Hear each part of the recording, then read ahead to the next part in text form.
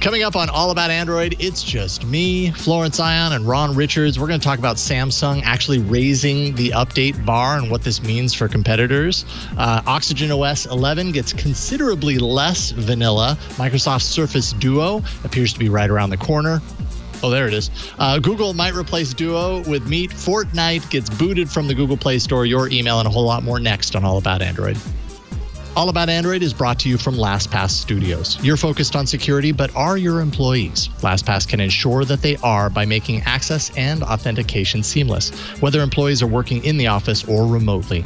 Visit lastpass.com/twit to learn more. Podcasts you love. From people you trust. This is TWiT. This episode of All About Android is brought to you by Tailor Store. Tailor Store makes high-quality clothing that is fully customizable by you. From the basic essentials to the most high-end details, Tailor Store has got you covered. Get 20% off plus free shipping with every purchase through October 31st at tailorstore.com/twit and use code TWIT. And by Raycon. Raycon's wireless earbuds are perfect for conference calls, video calls, music, or binging podcasts. Now's the time to get the latest and greatest from Raycon. Go to buyraycon.com/Android and get 15% off your order today. And by Mint Mobile. They provide the same premium network coverage you used to, but at a fraction of the cost because everything is online. Mint Mobile makes it easy to cut your wireless bill down to just $15 a month with their 3-month introductory plan and get the plan shipped to your door for free at mintmobile.com/Android. Welcome to All About Android, episode 486, recorded on Tuesday, August 18th, 2020. Your weekly source for latest news, hardware, and apps for the Android faithful. I'm Jason Howell. And I'm Ron Richards. And I'm Florence Ion. Hello. Hello. It could be one of those days. It's super hot outside. One of those days. Yeah, we had to bump up our recording time a little bit because of the threat of rolling blackouts. So cross your fingers, nothing happens during the recording of this show. It's that time of year in the Bay Area. It's getting old. I can't say I miss it, to be honest. I do miss the Bay Area, but I don't miss the PG&E aspect of it. The PG&E aspect. Also, like, my wife left earlier and then she sent me a photo of the hills. Apparently there's a fire in the distance and smoke billowing, and it really is just kind of like the new reality here in this part of California where fires are a constant threat. It literally feels like it was last year when this was happening.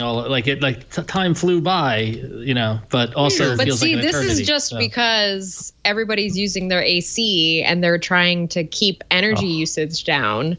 The other thing that happened is we actually had thunder and lightning, which, Jason, you captured like marvelously with the Pixel 4a, and that was super unprecedented, super that's not Bay Area weather. We don't get thunder and lightning storms, and it's been a little, I hate to say this, it might sound like hyperbole, but it's been a little apocalyptic. Yeah, I'm kind of feeling it. I'm kind of feeling that. So I mean, I grew up with thunder and lightning storms. New York gets them in the summer all the time. We just had some a couple of weeks ago, and big, huge, worm burner lightning bolts and the noise and stuff like that. It's never settling. You're never okay with it. So okay, that's good. That's good to hear because I've been getting a little guff from my Midwestern friends about the fact that we're having weather. Yeah. Well, they deal with tornadoes. We don't have to deal with tornadoes. I'm scrambling trying to get you guys this link to this one shot that I got that I'm just super. That shot that you took was amazing. Is that the really good one? Yeah. Well, I don't know. Let's see. Okay. Jason, Burke, it's in the doc. It's either in chat or it's in cell 10, C10. It's a drive link. And so at 4 a.m., suddenly there was just this insane lightning storm for about 2 solid hours rolling through. And I went outside with the Pixel 4a and just started snapping night sight shots and just playing around with it and everything. And, I probably took like 100 shots over the course of an hour. Okay, I was going to ask. Out of those, I ended up with maybe 5 or 6 that came away with anything. But I mean, this one was just like, how did a phone capture that? Like, that is awesome. That is super awesome. If Google needs an ad for the 4A, it's that photo. Yeah, exactly. For the unprecedented thunder lightning storm. Did you just point and shoot, or did you think to get a tripod at like 4 a.m? Because I groggily got out to watch it too, but I was too groggy to grab my phone. Yeah, I was like wide awake once it started, and I was worried that I was just going to be up through the morning. I ended up going back to sleep. I did not get a tripod, but I did kind of perch up on my fence and kind of hold it as steady as possible. So I wasn't just holding it in thin air. I had it propped up against a fence, and I was trying to stand there perfectly still. And some of those exposures were like 2 to 3 minutes open. But the way Google does, it's actually an interesting kind of thing that I learned about Night Sight. The way it does it, it's really kind of this amalgamation blending of all these frames together, but not in the sense that like an open exposure in like a point and shoot camera would be. That one, it would be like a dark sky, and then every lightning bolt would be an imprint on the final image. And this one, sometimes those lightning bolts would come through, and I'm like, oh yay, that's going to look amazing. And then when I hit stop, it was just a bright like a lit scene. There was no actual lightning bolt there. So it's interesting to see how Google's algorithm with Night Sight actually worked. And what I realized in the end was keep it open until a lightning bolt comes through, and I get the preview for that lightning bolt that appears like a couple of seconds later in that like growing shot, and then let go. And that meant more times than not, I actually got a lightning bolt shot out of it. So fascinating. It was neat. What an interesting way to do that experiment and to learn that about the Pixel 4a. I mean, those are the moments that Google is marketing for. So yeah, right. You got to put it to the test when you can. And I mean, not to mention, like, by the way, this is with the Pixel 4a, a $350 device. Yeah. Pretty remarkable. By the way, can you hold up the 4a again, Jason? Again, I know this is more a byproduct of how tall you are, but the 4a looks tiny in your hand. Hi, little guy. It's very tempting. We're gonna talk later in the news block about how the temptation of the 4a. Yeah. So. Yeah. Well, why don't we get right to it? It's time for the news, Burke. Jump us there. It's time for a time warp. Raising the news bar for less than a generation. Here's Android News. That's a good one. Good job, Burke. Flo, you got the top one. The time warp again. You did it.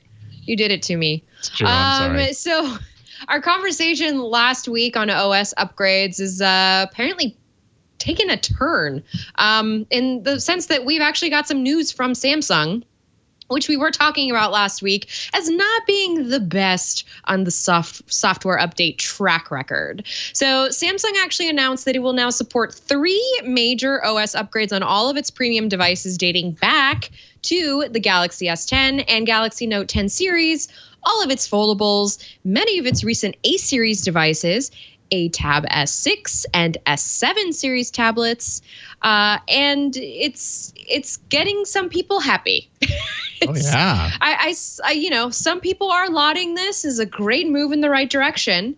Now, just to kind of give you an example of how these upgrades are going to work, the Galaxy S20, which launched this past February with Android 10, it will get updates guaranteed from Samsung through Android 13. So you're good for 3 more versions of Android if you went out and bought that flagship phone. That's exciting news. And sort of, okay, before we move on to the next, sorry, I'm stumbling over myself because there are a couple of other companies that also committed to this, but I just want to get a commentary from my co-hosts here on how you guys feel about that news that came out after kind of the tirade of comments that came in, because we had like the Note was announced, but the thing that kind of gets shoved under the rug is the fact that maybe Samsung isn't the best with those software updates. I mean, I think that what I've learned over the past week from some emailers who wrote in, who are definitely Samsung fans, is that sometimes maybe we don't give Samsung enough credit for certain things. I will admit that Samsung, first of all, I will just say full stop. This is awesome news. And a company like Samsung doing this shines a bright light as an example for other companies that will hopefully follow in their footsteps. Samsung is, by and large, Android for a lot of people out there, definitely the most successful maker of Android handsets. Whether they advertise that they're Android handsets or not, they're running Android, so they kind of carry that flag as most popular Android device maker. So for them to say 3 full version updates of support, like, that's remarkable. That's awesome. I always wish it was more, but I can't help it. But I mean, to basically say we're launching this phone with Android 10 and you're going to get Android 13, through Android 13 guaranteed. That's awesome. But that also, I think that also sets the. I mean, we talk about what is the lifespan of these phones, and if you're going by OS releases, and Google's been releasing an Android update yearly now, so Samsung is basically saying that their phones have a shelf life of 3 years. Or maybe 4 if you add the 4th year after the 3rd update, right? Yeah. Right, exactly. Yeah. So 4. And I mean, that's saying something. I guess the question I have is then, okay, on some of these phones, are you going to get to year 4 and get the update and then the phone is just sluggish and slow and everything? Like, what will the performance be 4 years down the line with updates? Crossing fingers that it's still really good. Especially with the Samsung's premium devices. I mean, they're loading this stuff with 12 gigs of RAM, the most current processor. I mean, they're going to last. It's maybe the lower tier models, maybe the A model devices that I'm kind of wondering how those are going to last, 3 or 4 years down the line. But nonetheless, a guarantee that it's going to support for that long is awesome. I think there was a little consternation last week, on kind of giving Samsung a bit of a hard time about updates. And I mean, I fully realize, like, that's based on like a historical context. They are doing better now. They have improved. It's just they were doing pretty darn bad for quite a long time. So I just want better from them. It's kind of like what happens when somebody's doing poorly, then just does what you expect of them. And is that something that you credit? Yeah. Totally. That's how I feel, anyways. I'm sure that emailers would disagree, but Flo, what were you going to say?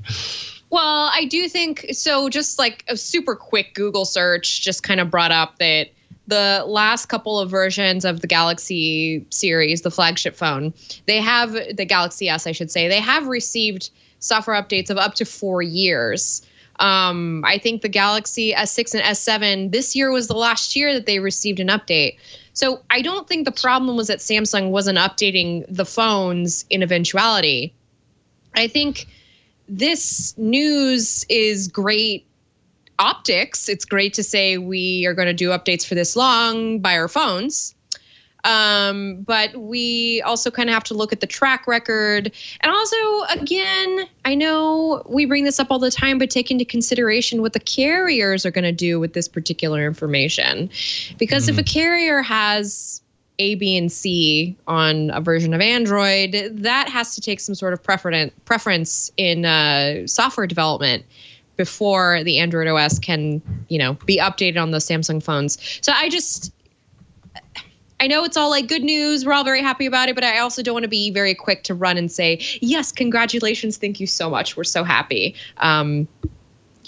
I guess I'm getting to a little bit of skepticism, but there were a couple of other companies that announced updates as well. So just to kind of bring them into the fold here, Microsoft announced that its Surface Duo Android foldable will receive 3 years of OS and security updates as well. So if you were wondering if you should spend that $1,300 because you're stuck at home with nothing to do and you need something to just bring you a quick sense of joy, why not? You get 3 years of updates for the Surface Duo tablet. So that's pretty good. You're paying $1,300 for it. So that's a good, that's a good thing to be able to promise, hey, this $1,300 device isn't going to just, be outdated in a couple of years. And we know that Microsoft is working on optimizing more software for the Duo platform, that Microsoft really is committed to this device. I mean, not to say that by comparison, Samsung isn't, because they have, all these other devices, but it is just one device for Microsoft. So hopefully they can keep to it on this one. Also, Google, of course, Google made a commitment to this. They made a commitment with the Pixel brand early on. That's kind of helped bring others into this fold. Just to use a pun.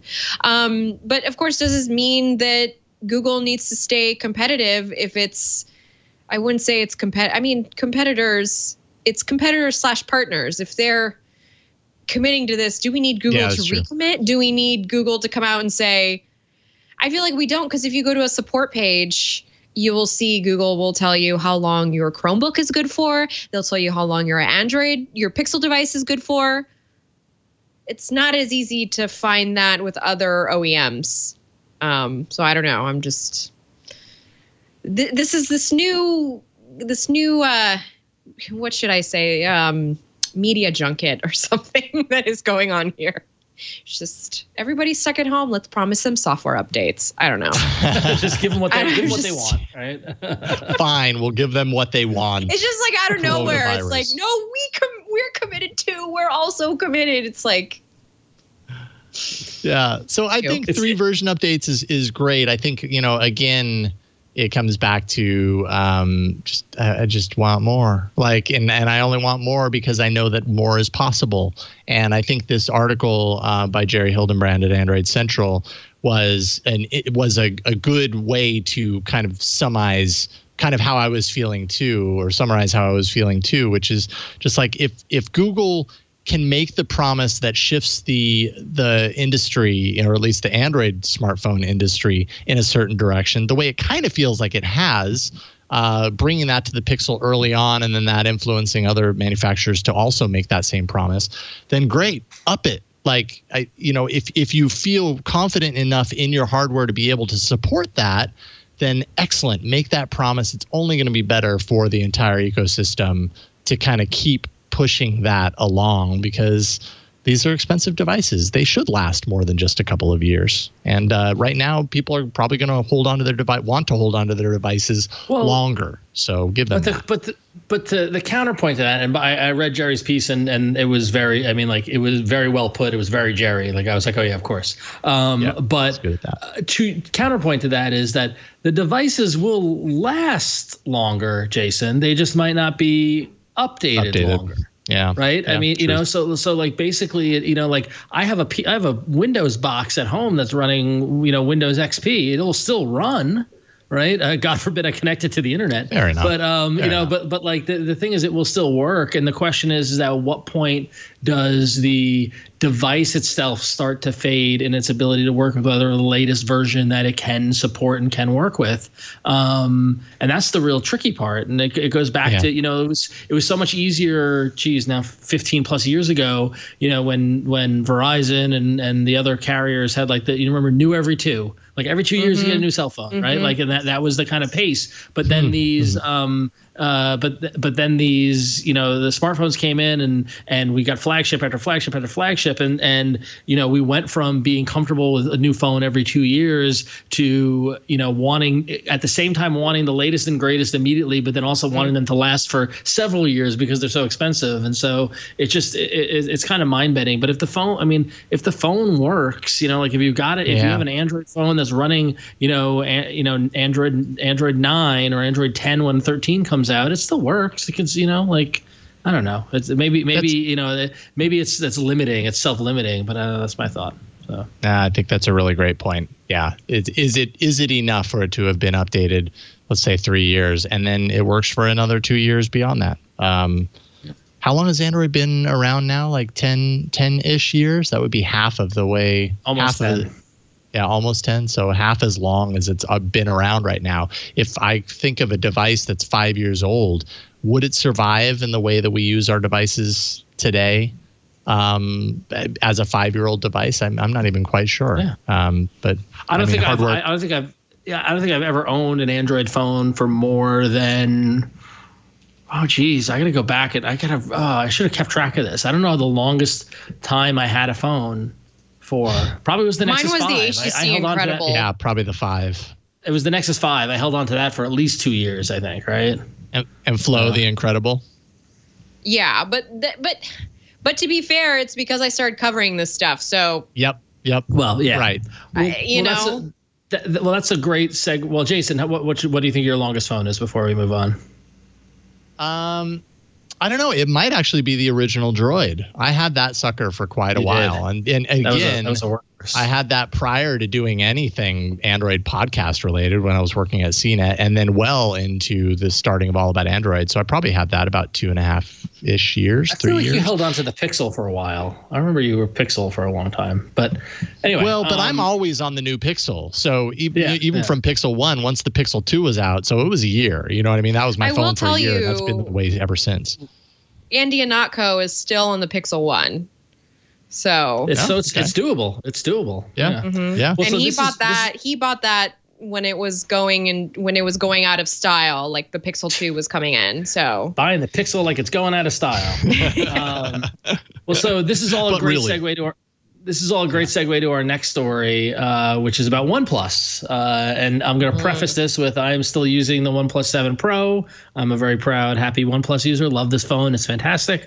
So news broke that OxygenOS, the Android skin used on OnePlus phones, which has long been a clean-looking skin. One of the reasons why I love the OnePlus is because it's very close to stock Android, and it doesn't look like another manufacturer or anything like that. It's just straight up, plain old Android. Well, the new OxygenOS 11 preview is out, and people are comparing it to Samsung's One UI. So basically, in other words, it's more of a signature design language, a heavier skin on top of the OS.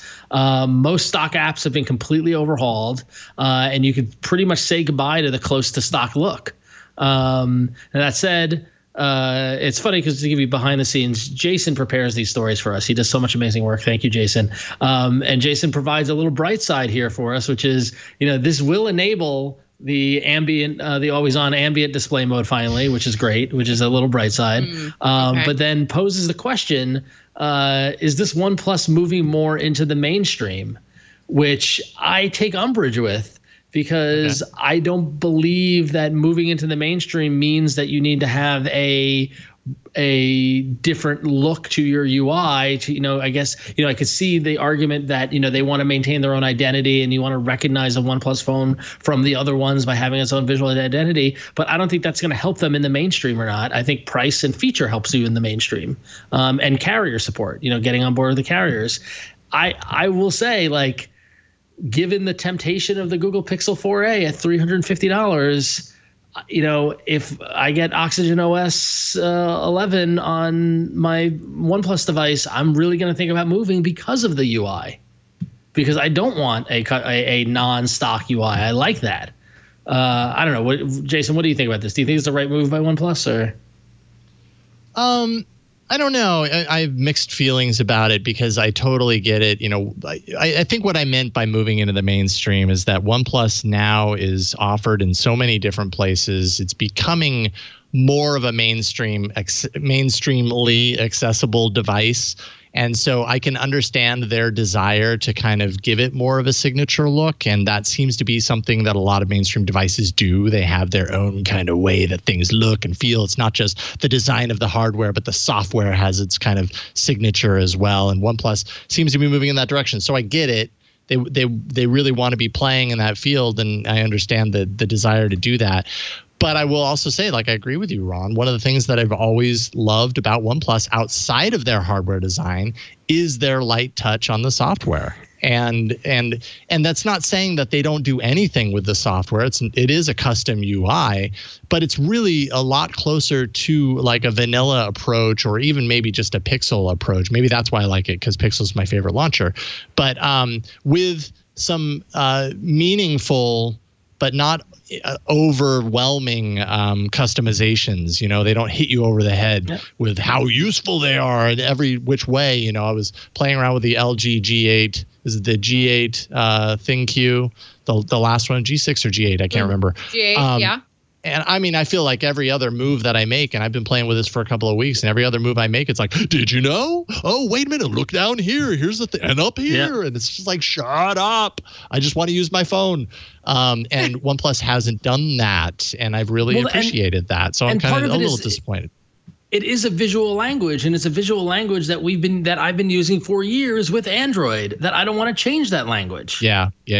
Right. And so like, yes, it's a little bit, kind of old man, kind of don't change what, I like. But like Google's changing it as they evolve Android, and I'm changing with it. Don't automatically rip out the look and feel that I'm used to and change it to something else so you can have more of a brand identity. I liked you because you didn't have a brand identity. That, your brand identity was the cool colors on the back of your phones. Come on. Right. Well, I don't know if OnePlus would agree with you on that, because it's definitely, I feel like for them, it really is about now like finding their own footing as a premium brand, and not just the non-Pixel, non-Samsung variant. I don't know that the UI looks that bad from the screenshots that are floating around. And I mean, look, as far as I'm concerned, as long as you're not bundling in a bunch of bloatware, as long as you're not showing me ads like some of these Samsung phones are. Oh my goodness, totally. I'll go along. I'll ride along with it. But it definitely, I will say, the UI is not for everybody. Like a different UI outside of the norm is not for everybody. And I think maybe it's time Google really leans into that with its Pixel devices and just say like, this is the way, the Pixel is the way, effectively. Pixel is the word. And yep. They could take that song from the Grease sounder. Pixel's the word. Yeah. I know. Well, so that Sorry. With the prices of phones and flagships, you know me, I'm very like, give me a phone and I'm going to hold on to it for as long as I can, or until I get a new review unit. But with the price of the Pixel 4a, like at $349, I can go up, buy, and get that and be totally and not miss a step. In fact, possibly be better off. So I'm very tempted at this point. I'm very tempted. The 4A, I'll just say real quick, my review is up on Hands on Tech. It went up yesterday, twit.tv/HOT for Hands on Tech to check out my full review. For any fans of this show, like I imagine this comment would make your ears perk up, is that the 4A in many ways reminds me of a Nexus. It's like a Pixel Nexus for the most part. It goes back to what someone on Twitter, and I'm sorry I don't remember your name, I don't go back and dig it, but when the 4A came back, he said, it sure looks like a Pixel version of the Nexus 5, and that guy that said it sure does. Yep. So. Yeah, and it feels that way too, from the feel in the hand to just kind of like how well you can use it, and then it just getting that sweet camera. It's a pretty great device, so I fully approve if you decide to go with the 4A, Ron. I think you'll be really happy with it. All right, let's take a break, thank the sponsor, and then we'll get into some hardware news. This episode of All About Android is brought to you by Tailor Store. Tailor Store makes it possible to get high-quality, made-to-order clothing for both men and women from the comfort of your own home, and they'll make sure that your clothes fit you to a T. I'm actually wearing Tailor Store right now. That's right. It's 95 degrees outside, but I decided to wear my blazer to All About Android. Why? Because it fits me. I've never had a sport jacket actually fit me because I'm very tall. I've got very long arms. I'm pretty slender. I'm pretty thin. And to get clothing that actually fits me and it's tailor-made, I love it. And the whole process of building these threads online, and then you get it, and it's just really cool. So I love Tailor Store. I'm so happy that they're a sponsor. They have an app. It's called Size Me, and it really is a remarkable app. It kind of ties into the measurement process. They use advanced technology and algorithms to measure you with this app. If you're pressed for time, you can't use the app. You can try the quick size option. That lets you create a measurement profile in just a few simple steps without having to opt out. You just enter your height and weight, and their algorithm will actually create your measurement profile. And you can go in there and completely update your own measurement profile across the board as well if you just want to take it into your own hands. But these methods work. Tailor Store allows you the unique opportunity to fully customize a wide range of items. They have a wide variety of fabrics, the option to alter thread color. So that's really cool. You get like a black button with red thread, really pops. Buttons, contrast fabrics, embroidery, and more. And you can create your own design specifically tailored to your style and your fit. It's like choose your own adventure with suits and shirts and everything. It's a really cool experience. Tailor Store helps you express yourself however you please to bring out the best you. They've really expanded their purchase options. Some items can even be purchased without the need for measurements. So you can customize dress shirts, chinos, beautiful suits, polo shirts, shorts. They are rated 4.7 out of 5 stars by thousands of customers on Trustpilot.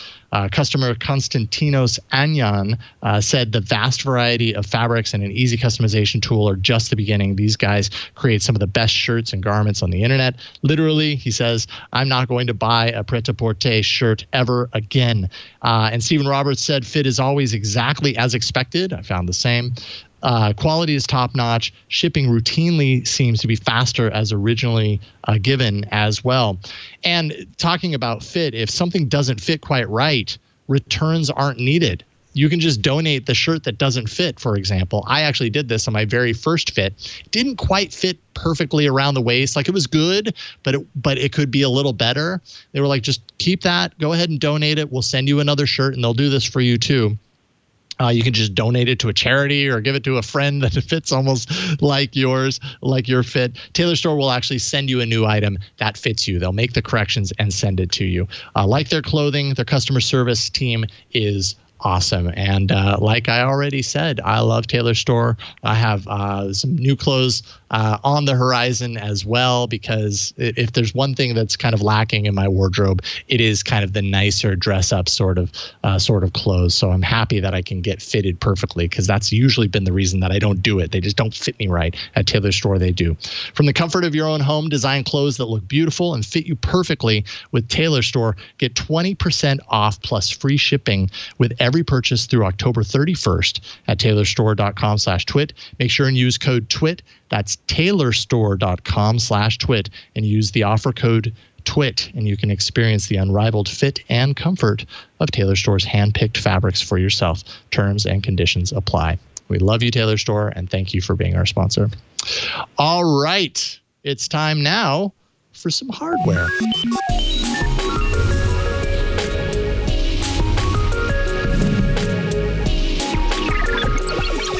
We got some fun hardware stuff this week. Yeah, there's some fun stuff in here.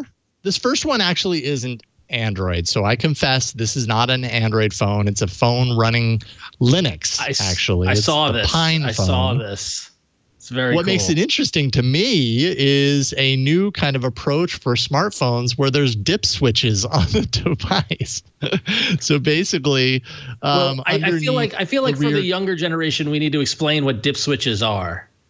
Yeah. Okay. Well, fair enough. Fair enough. In the Android Police article, there is a photo of the back of the phone. Underneath the rear case is a little section with these tiny little switches called dip switches, or what they are kill switches. They're little hardware switches that tie into the modem. It's a Wi-Fi. breaker for your smartphone. Yes, exactly. Modem, Wi-Fi, Bluetooth, mic, rear camera, front camera, and headphone jack. And if you are the security or privacy minded and you don't want that camera possibly having the possibility of capturing you when you don't know with a rogue app or something, you flip the switch and like the hardware is broken. Like there is no signal coming from that camera because it's turned off. So that signal is broken.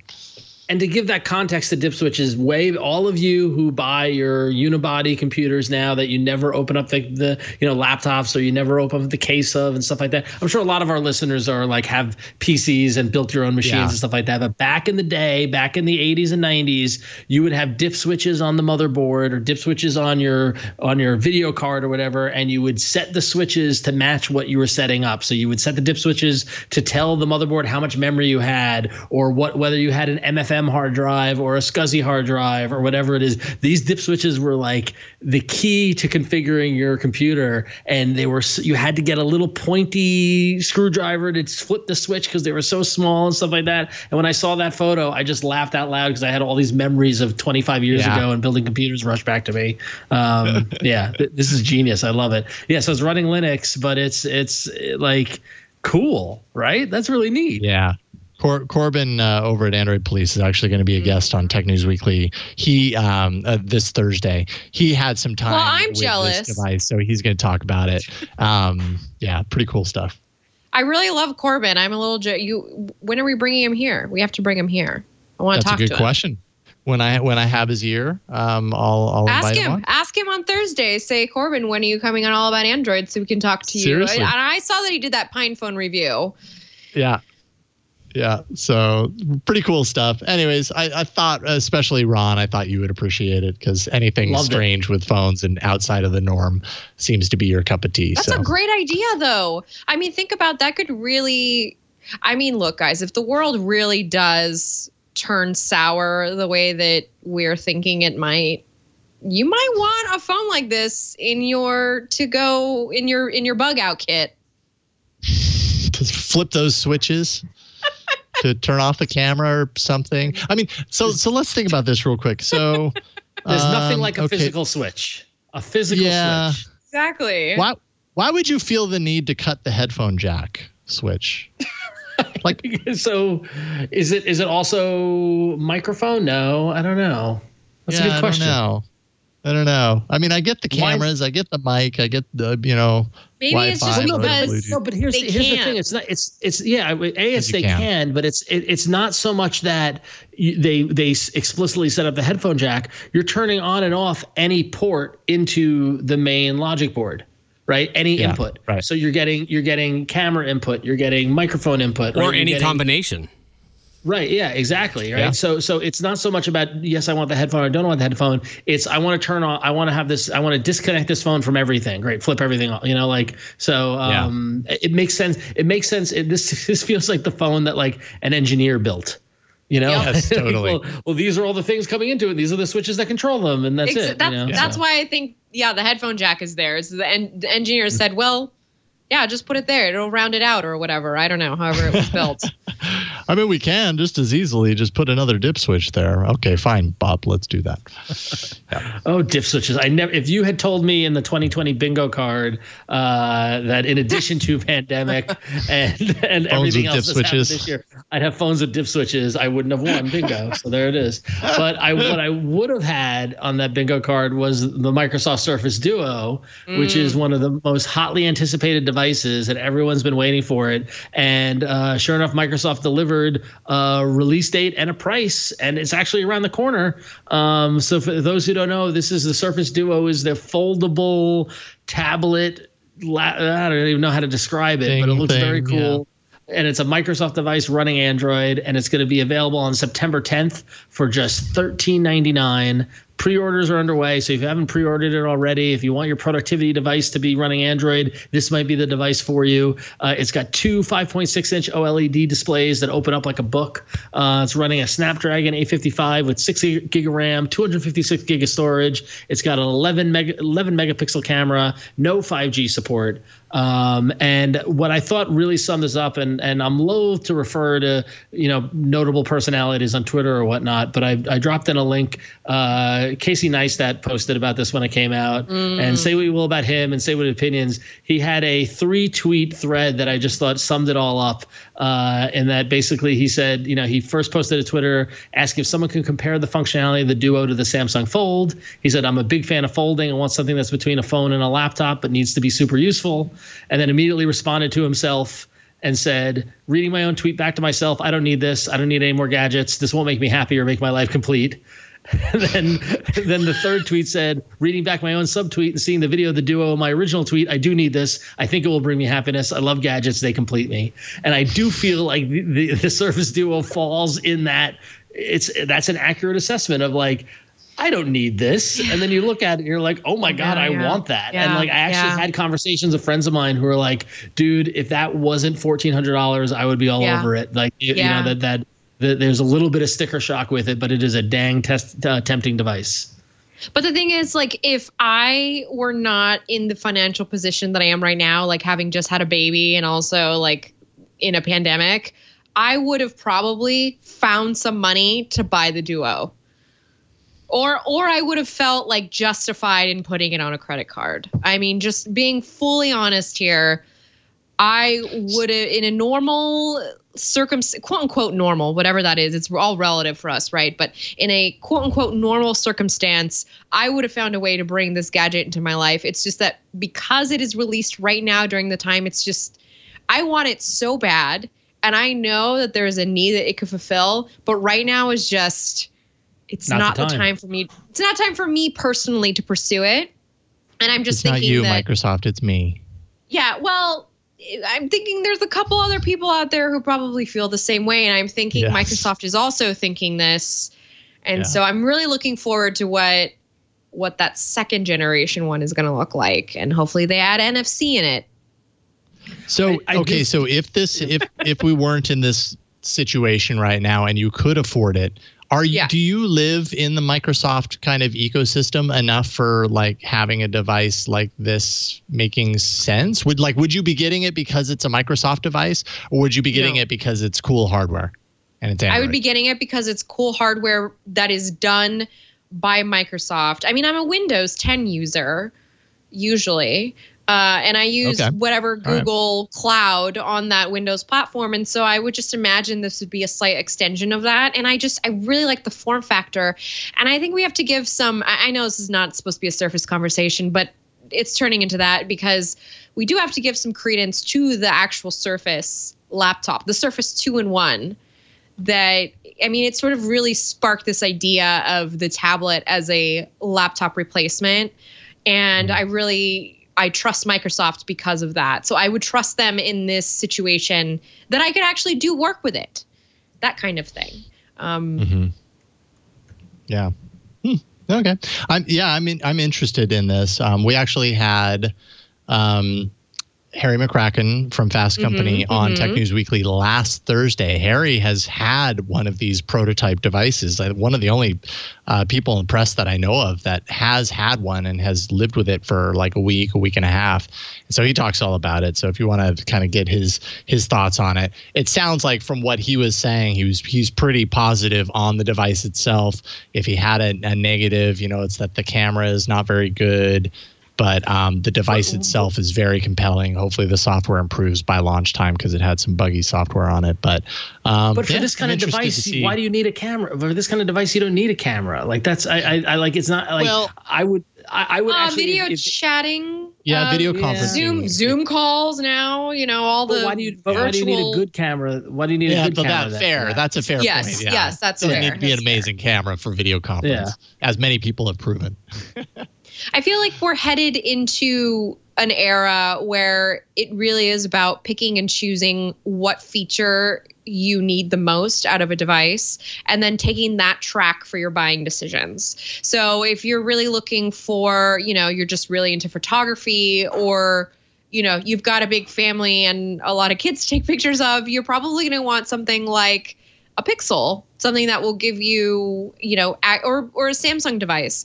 And I know that's kind of how consumers were doing their shopping choices before, but I feel like with smartphones and just general tech devices, I think rather than them trying to be everything for you in one package, it's going to be here's the thing that you can really do with this and a couple other things.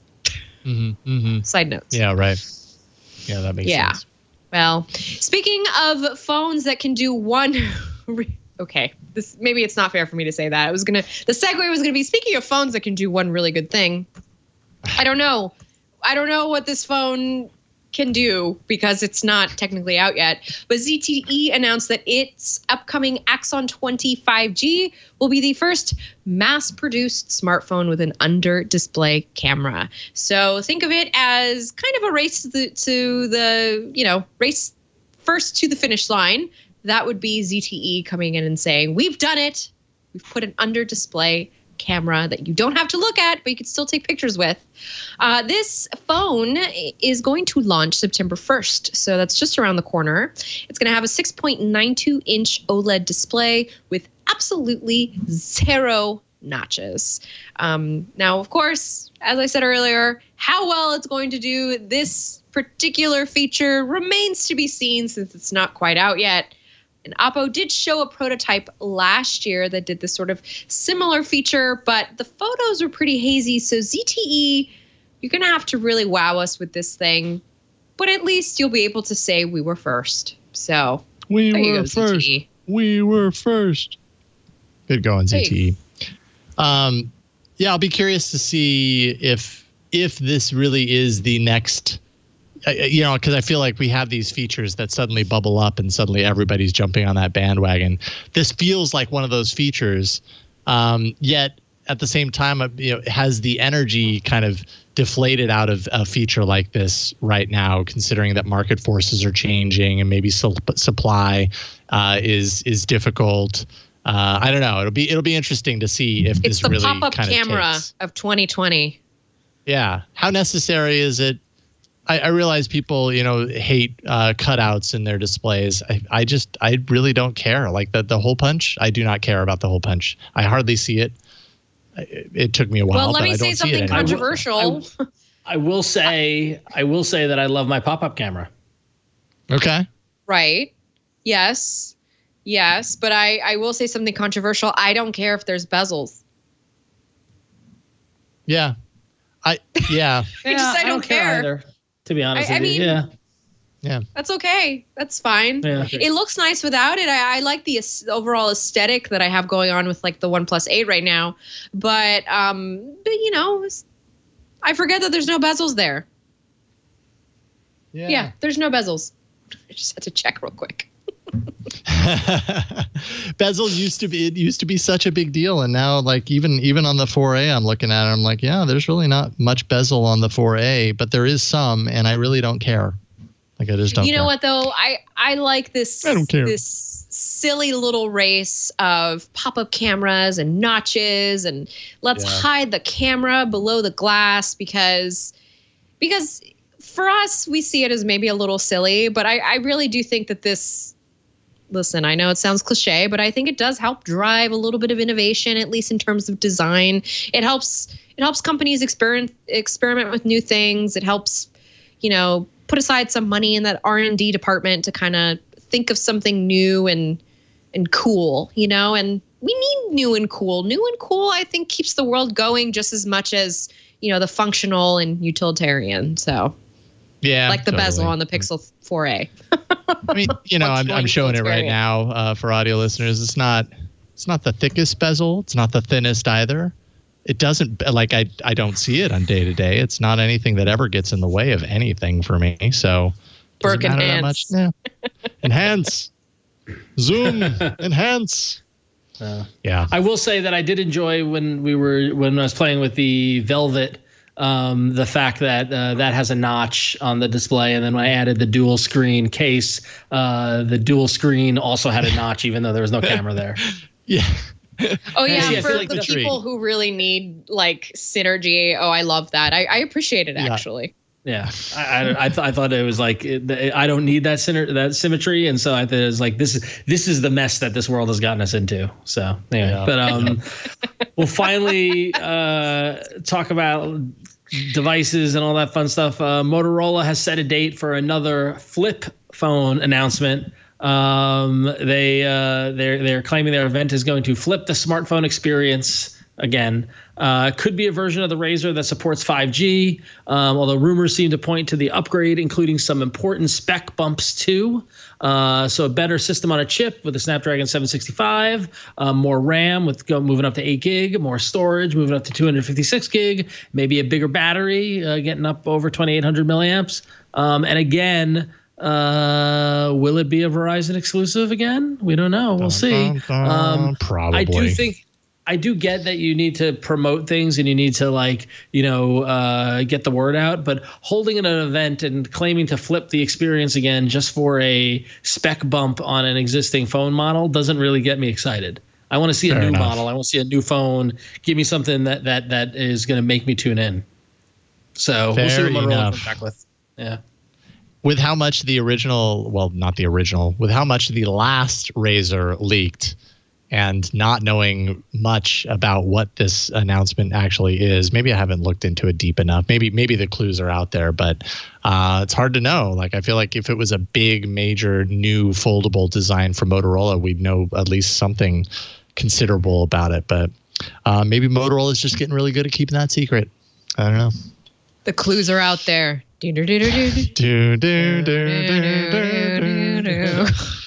Copyright infringement. Whoops. All right.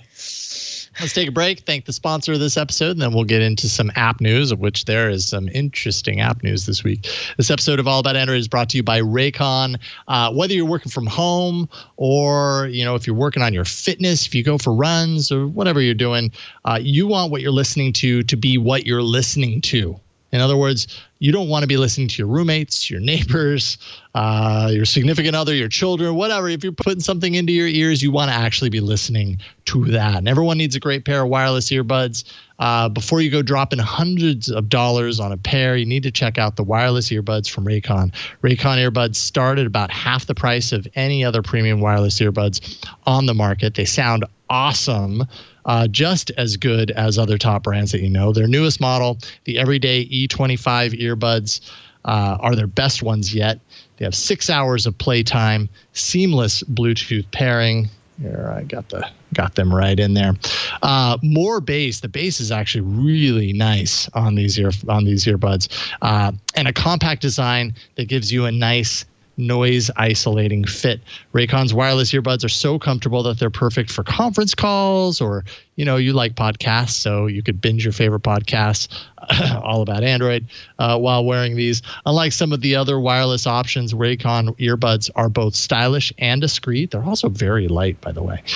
No dangling wires, of course, no stems to distract you during video calls. The company was co-founded by Ray J and celebrities like Snoop Dogg, Cardi B, a whole bunch of others. They're obsessed with Raycons, and you can pick up a pair and see what all the hype is about. Like I said, they're super light. It's one of the things I really like about the Raycons is just how light everything is. I've tested plenty of other wireless earbuds, and oftentimes like the case is just really heavy and bulky. This case just is super small, easy to fit into the pocket, and the earbuds are super comfortable and light. So definitely check them out if you're in the market. These are the ones to get. Now's the time to get the latest and greatest from Raycon. Get 15% off your order at buyraycon.com/Android. That's buyraycon.com/Android.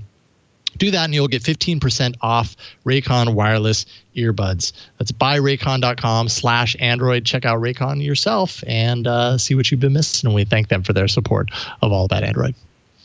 All right. And now, boy, we have some fun in the app section. Let's get to it.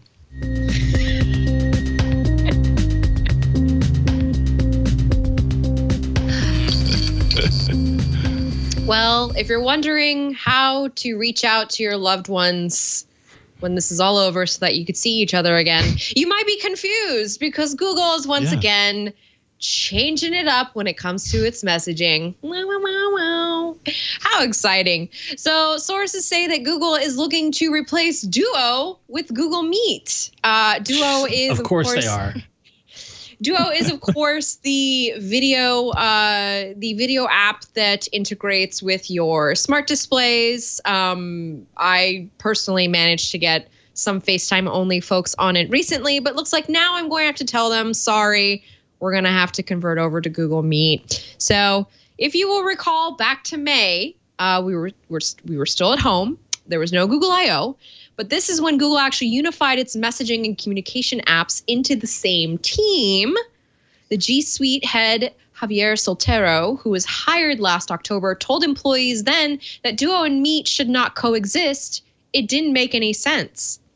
Duo has been Google's consumer video call solution since 2016. Now, you remember it kind of came out around the same time as, I believe, the original Google Home smart speaker. Or no, it was even before that, actually. That I/O was when it was announced. Duo. Allo and Duo, remember? That was the big announcement. That's right. It was at that I/O.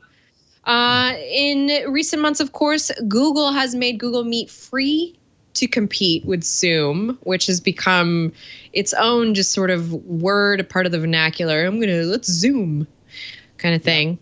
It has. So, anyway. It really has. Let's meet with a capital M. The replacement will reportedly happen by bringing key Duo features over to Meet during the transitions. And this could take around 2 years. If this sounds familiar to you, that's because same old story here. Oh, boy, we've been here before.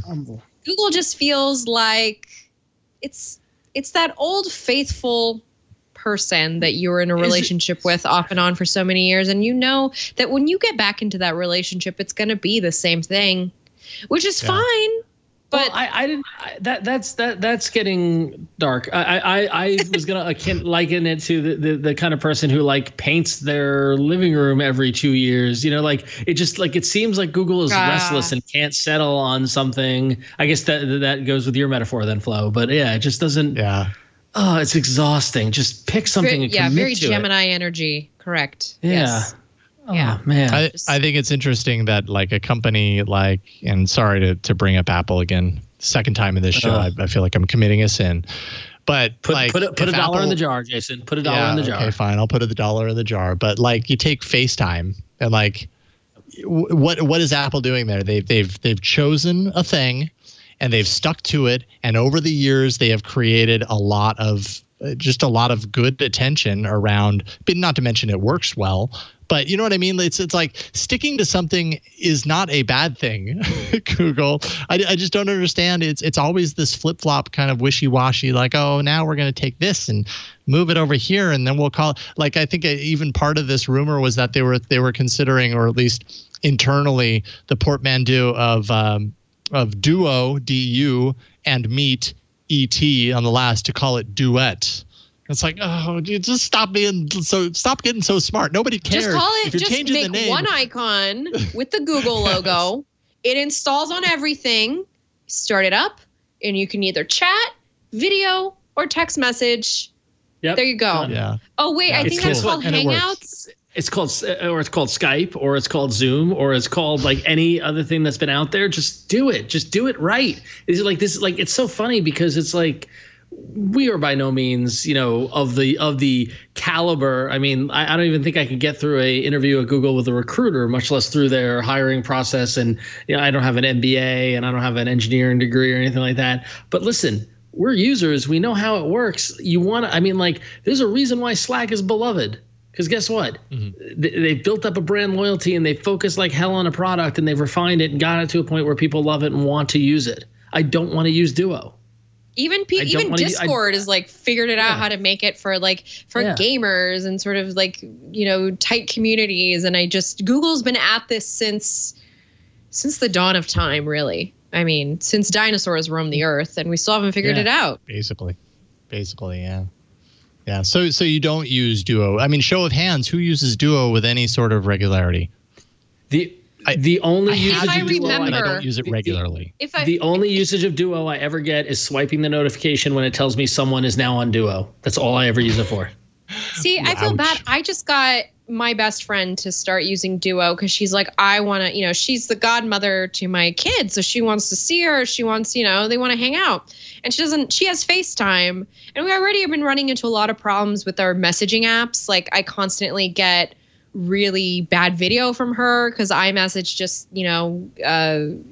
just compresses the crap out of it. And then on my end, files aren't sending the way they should to her. So it's like we're missing out on a lot of life together just because I'm not on the same and I'm being serious, like because I'm not on the same mobile platform.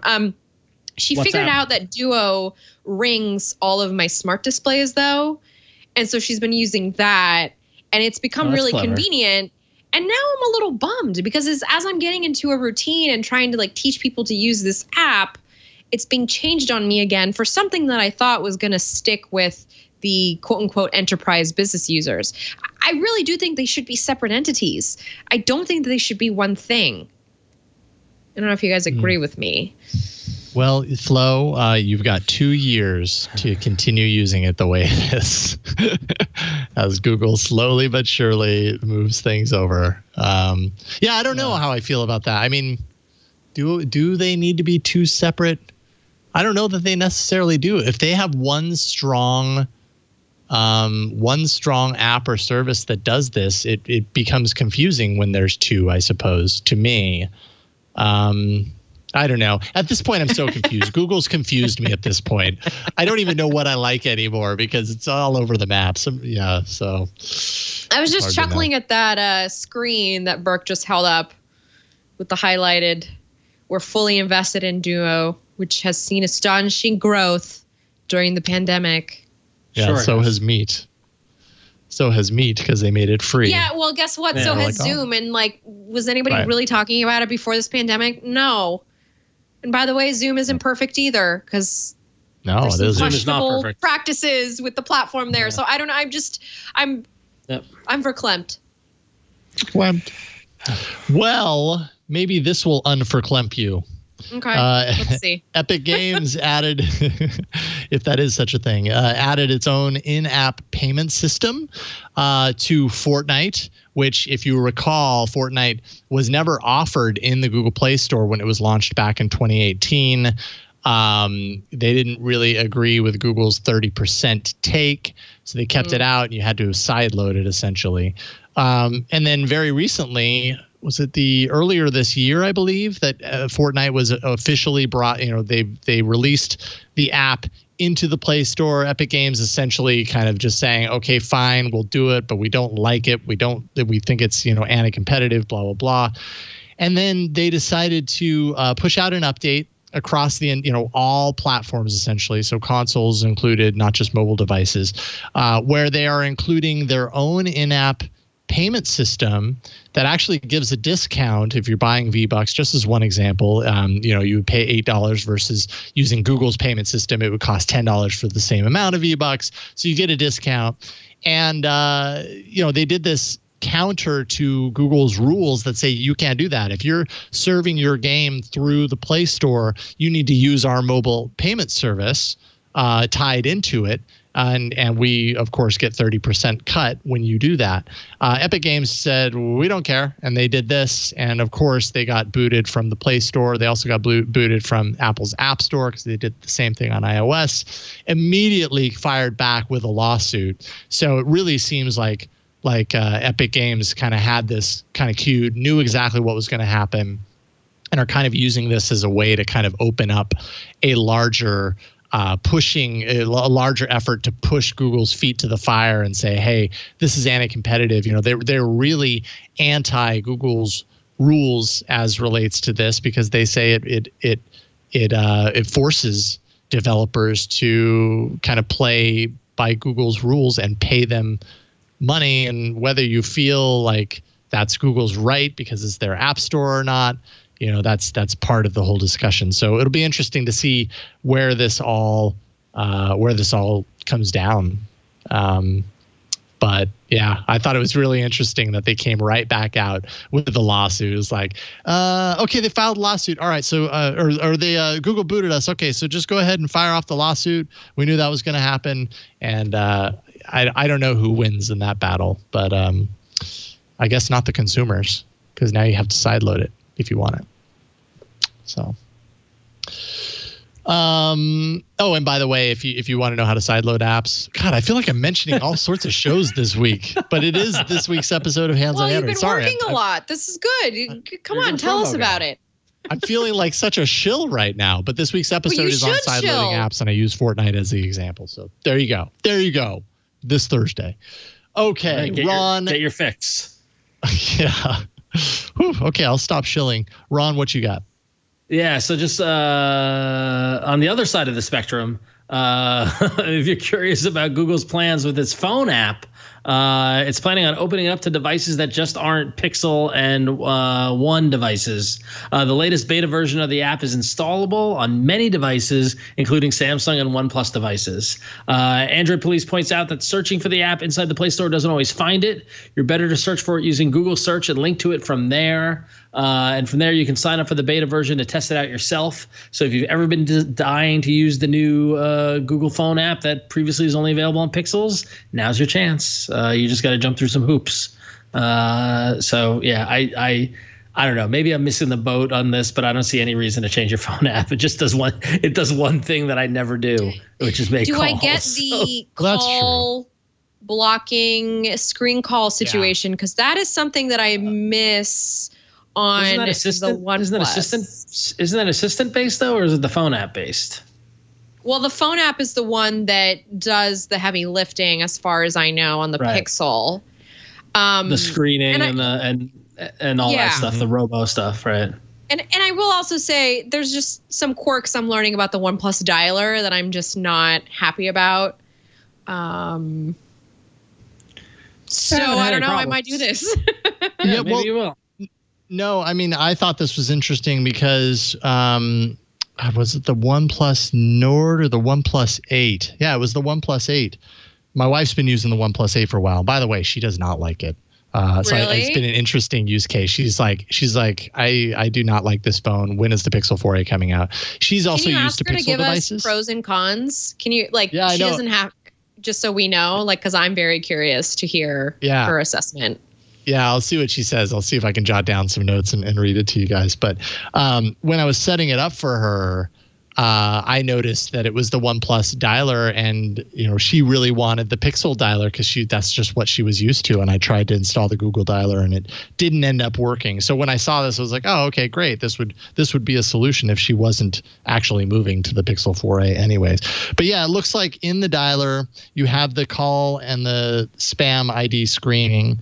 The call screening feature that ties into, I guess it ties into Assistant, although, yeah, it looks like it does. So, so I don't know if that comes over with it. I would assume so. It's there in the settings of the dialer, but definitely of use to some people. I just really never use that. I just let it go to voicemail and then never listen to it. That's my strategy. Okay. Well, before we get to your emails, let's take a break and thank the sponsor of this episode of All About Android, and that is Mint Mobile. We talked a little bit earlier about our earlier smartphones, phones that we'd had for the longest amount of time. If I had to pick one, it was probably the Motorola Droid. I had the Motorola Droid on Verizon. Those were the days where I felt like Verizon was the only carrier for me. And not to mention Verizon was very expensive, but I paid the price because I wanted to be with a carrier that I thought I needed to be. It was a big wireless provider. I stayed with them for a long time. I just kind of got used to the high monthly bills, but I've recently discovered that there's another option, of course, that can give me that premium service that I'm used to at a fraction of the cost, and that's Mint Mobile. By switching to Mint Mobile, I've actually cut my wireless bill down to just $15 a month, saved hundreds of dollars. And for anyone out there who's looking to save without sacrificing service, switching to Mint Mobile is a no-brainer. Mint Mobile offers premium wireless for just $15 a month. And when you go online, you eliminate the traditional cost of retail, which is how Mint Mobile actually passes that savings on to you.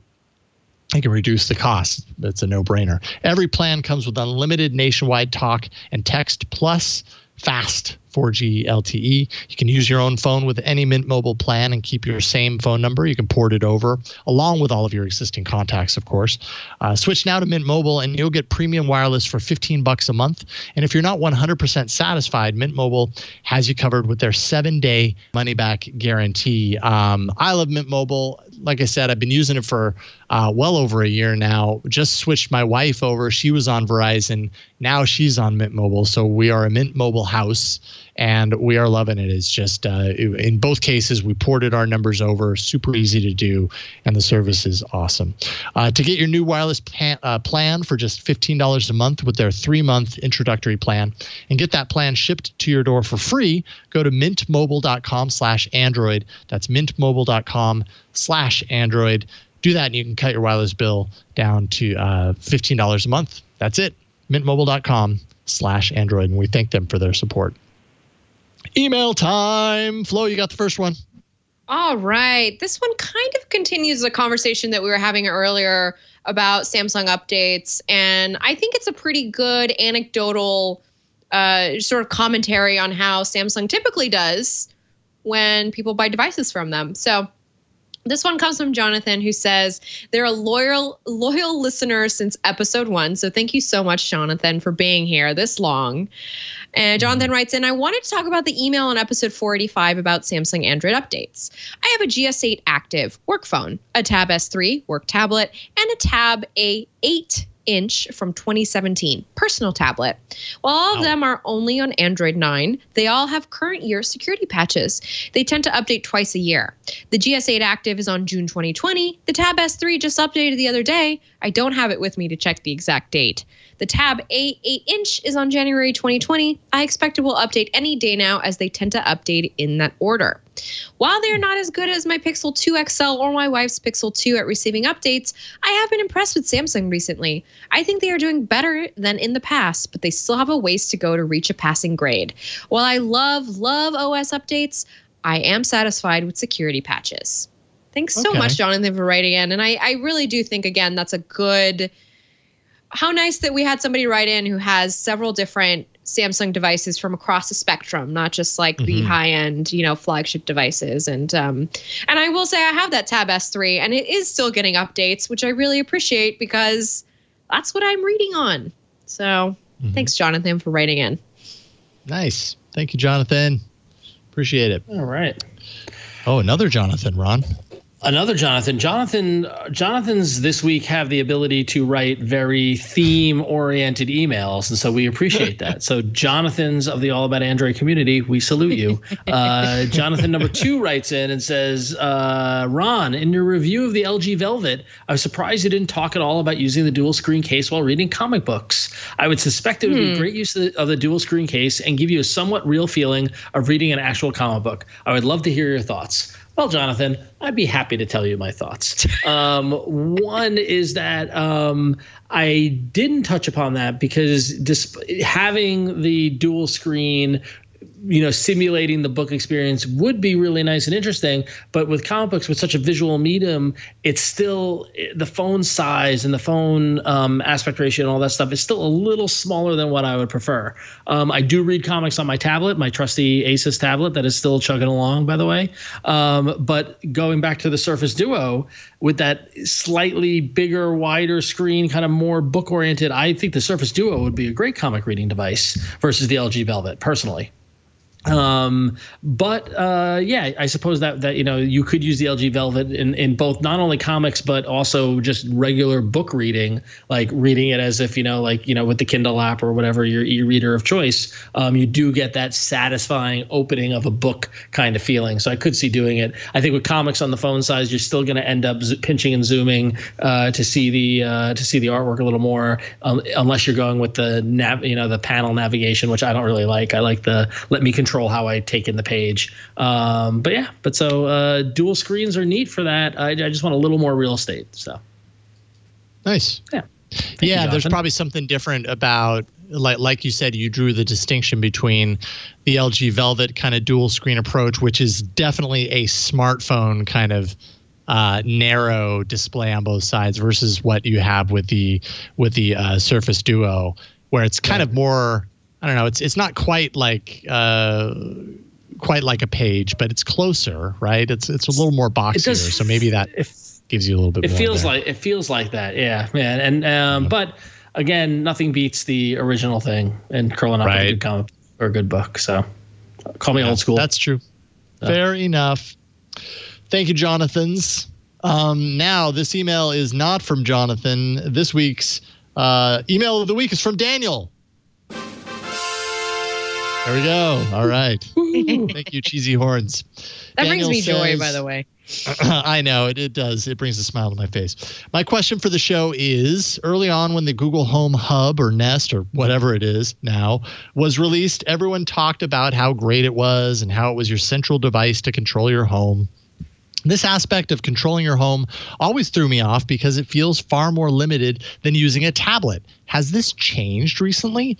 I ask because I have a home theater, and in my home theater, I use a tablet that runs Harmony Remote, which is my primary controller for everything, a Marantz Remote, NVIDIA Shield Remote, Philips Hue Remote, AC Remote, Smart Life Outlets Remote, and on and on. As far as I am aware of everything I just mentioned, pretty much only the lights can be controlled on the hub, as there is no support for those third-party apps, as it's not running a full Android OS. Has this changed? Can I have an interface to control all those devices and the rest of my smart home stuff, or am I still better off using a tablet and my phone, and that the Home Hub isn't as great as people advertise or say it is for controlling your smart home? Interesting question. I do not have a smart home display. Thank you for your email of the week. I don't have one of these smart displays, so I can't speak for. You have, okay.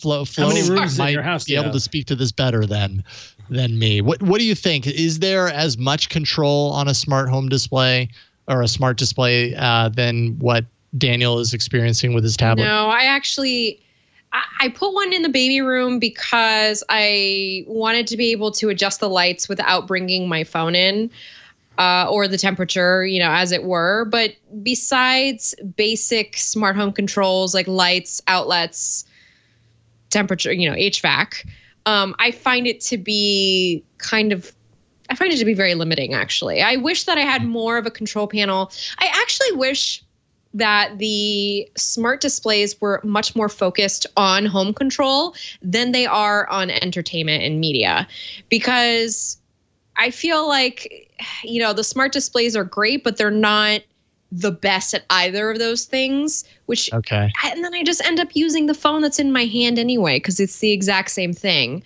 And so maybe instead of trying to get me to watch YouTube videos that, Google thinks I would want to watch, it should more focus on, I just want a central computer, something that anybody can come in the house. I tried to get my mom to use it. She's just very she would rather just talk and just say the commands out loud than have to deal with touching, a screen. It's just not as it's not as user friendly as I think it still has a ways to go, is what I feel about that. Okay. Yeah. Yeah. I mean, I definitely see how Daniel has really set the scene here, as far as one being incredibly customizable, incredibly all-encompassing. I mean, the flip side of this is that a smart display, correct me if I'm wrong, is really meant to be on a tabletop, sitting there for a control. And what I envision Daniel doing with the tablet is it's a very remote type device. Yes, it's a tablet and the screen size is the same or similar to what you might have in a smart display, but they kind of serve two different purposes, really. A smart display seems like a desktop appliance or something that you turn to and you go to when you want to turn on the lights or something. This tablet function that is being used to be the controller for all these things, that feels like a very mobile sort of hey, pass me the tablet, I'm on the other side of the couch thing, that you really wouldn't be able to do with ease with a smart display anyway. So they seem to satisfy two different things, even though in some ways they're very similar, in some ways they're very different. Plus, I don't know. I feel like a tablet would be a very invasive device to kind of pass around to guests or people who are staying, in the future we can have, people over again. But even within your family, you don't want to pass along your personal device so that somebody can change the channel.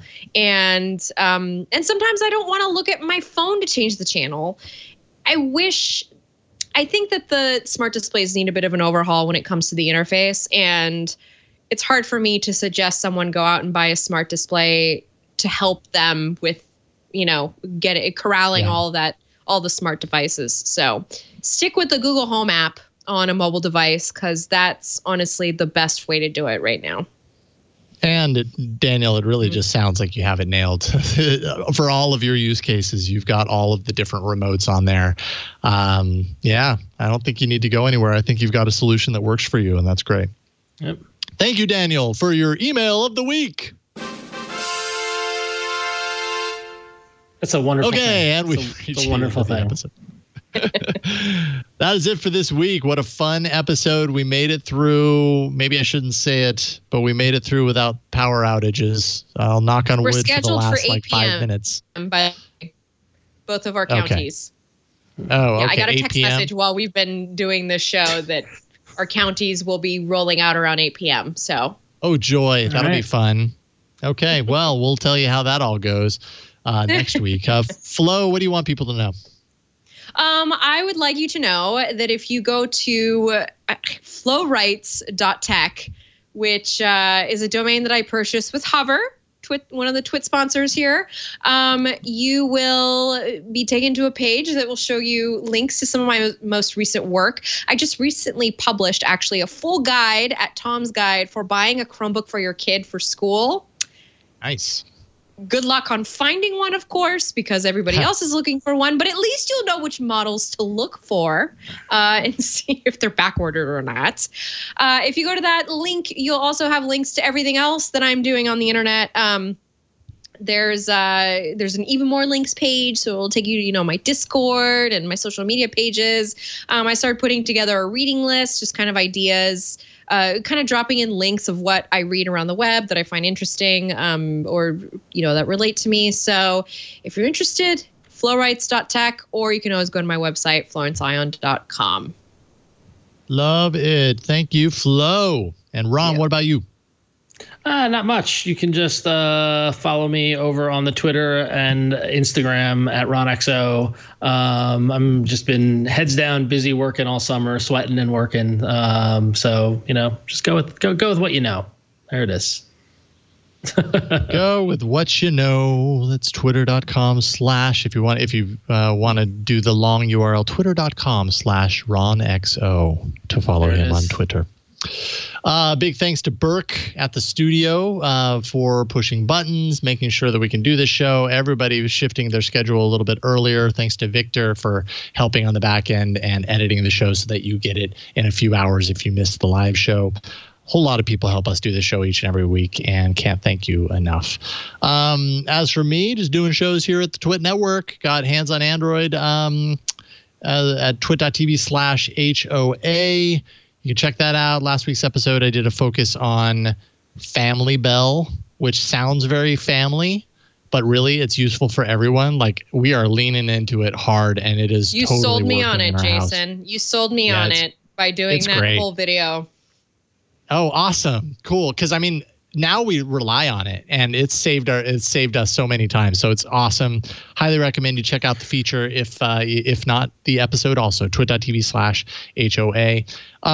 One quick note: help us out. I know it feels early and things feel a little strange right now, but we do have an end of year episode that we have to prepare for. Oh my! It is Isn't that time already? Sooner. But really, I should be doing this throughout the year, and I always forget because it's more top of mind. These moments are more top of mind if I do them like on a monthly basis, but I always forget. Anyways, if you can think of any episode moments from the past couple of weeks or really beyond that you want to submit, you can do it at any time. twit.tv/bestof. That's going to save me and Victor a whole lot of time and headache at the end of the year. So, something's on your mind, send us a little blip about what it is, what it was, and everything, and we'll include it in the best of episode. Please don't forget to wear a mask when you're out and about. You're saving lives when you do that. We really we appreciate that with all of our life's heart. But that is it for this week. This podcast publishes every Tuesday evening at twit.tv/AAA. So go there, subscribe, and we'll see you next time on All About Android. Bye, everybody. Want more TWiT? Check out Tech News Weekly, twit.tv/TNW. Tech News Weekly is a show where Jason, Howell, and I bring the latest and greatest interviews to you from the people making and breaking the tech news. twit.tv/TNW.